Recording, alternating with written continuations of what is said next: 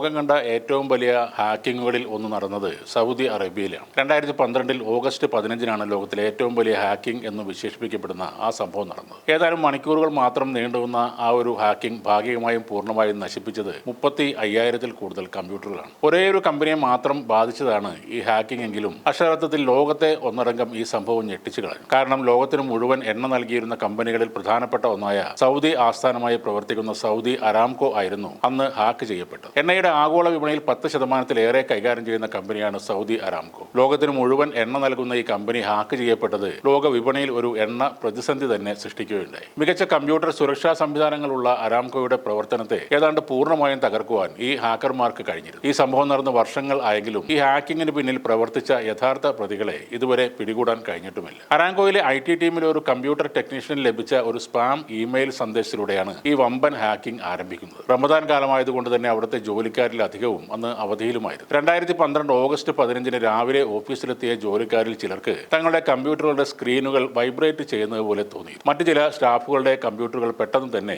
ഓഫായി പോകുകയും ചെയ്തു. എന്താണ് സംഭവം എന്ന് അറിയുന്നതിന് മുൻപ് തന്നെ അവിടുത്തെ കമ്പ്യൂട്ടറുകളിൽ അധികവും പ്രവർത്തനരഹിതമായി. കട്ടിംഗ് സോഡ് ഓഫ് ജസ്റ്റിസ് എന്ന് സ്വയം പരിചയപ്പെടുത്തിയ ഒരു സംഘം ഹാക്കർമാർ അരാംകോയിലെ ഹാക്കിങ്ങിന്റെ ഉത്തരവാദിത്വം ഏറ്റെടുക്കുകയായിരുന്നു. സൗദിയിലെ അൽ സൗദ് രാജവംശത്തിന് അരാംകോ പിന്തുണ നൽകിയതിൽ പ്രതിഷേധിച്ചാണ് ഈ ഹാക്കിംഗ് നടത്തിയത് എന്നായിരുന്നു ഹാക്കർമാരുടെ അവകാശവാദം. അൽ സൗദ് രാജവംശത്തിന് പിന്തുണ പ്രഖ്യാപിക്കുന്ന എല്ലാ ബഹുരാഷ്ട്ര കമ്പനികൾക്കുമുള്ള ഒരു മുന്നറിയിപ്പായി ഇത് കണക്കാക്കണമെന്നും അന്ന് ഹാക്കർമാർ പറഞ്ഞിരുന്നു. ഓഫീസുകളിലെ കമ്പ്യൂട്ടറുകളിൽ അധികവും പ്രവർത്തനരഹിതമായെങ്കിലും കമ്പനിയുടെ എണ്ണയുടെ ഉൽപ്പാദനത്തെ ഈ ഹാക്കിംഗ് ബാധിച്ചിരുന്നില്ല. ദിവസം 9.5 മില്യൺ ബാരലുകൾ ആയിരുന്നു ആ കമ്പനി ഉൽപ്പാദിപ്പിച്ചിരുന്നത്. ഡ്രില്ലിംഗ്, പമ്പിംഗ് തുടങ്ങിയ ജോലികൾ കമ്പ്യൂട്ടർവൽക്കരിച്ചിരുന്നു എങ്കിലും സാധാരണ പോലെ തന്നെ എണ്ണ ഉൽപ്പാദിപ്പിക്കാൻ കമ്പനിക്ക് കഴിഞ്ഞിരുന്നു. എന്നാൽ ഈ ഉൽപ്പാദിപ്പിക്കുന്ന എണ്ണ എങ്ങനെ വിൽക്കും എന്നതായിരുന്നു കമ്പനിയുടെ മുൻപിലുള്ള ഏറ്റവും വലിയ വെല്ലുവിളി. കാരണം യാതൊന്നും പ്രിന്റ് ചെയ്ത് നൽകുവാനാകാത്തൊരവസ്ഥയിലായിരുന്നു കമ്പനി. പണം വാങ്ങുക, അതിന്റെ രസീത് നൽകുക, ഗ്യാസ്, എണ്ണ എന്നിവ വാഹനങ്ങളിൽ നിറക്കുക തുടങ്ങിയ ജോലികളെ കമ്പ്യൂട്ടറിന്റെ പണിമുടക്ക് കാര്യമായി തന്നെ ബാധിച്ചു. പണമടക്കാൻ ആകാത്തത് മൂലം റീഫിൽ ചെയ്യാൻ ആകുമായിരുന്നില്ല. എണ്ണ,